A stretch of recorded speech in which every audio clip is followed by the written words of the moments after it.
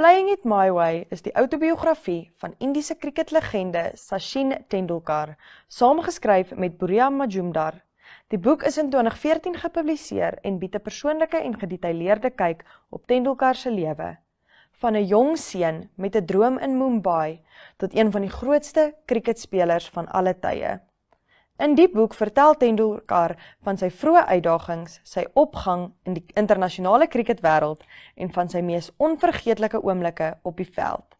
Hy deel insig in belangrike wedstryde, sy verhoudings met spanmaats en emosionele hoogtepunte en laagtepunte van sy loopbaan.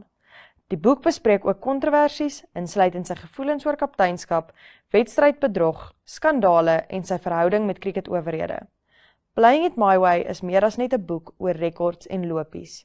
Dis 'n inspirerende verhaal van sy passie, sy dissipline en sy toewysing en gee lesers 'n intieme blik op die lewe van 'n cricket-ikoon.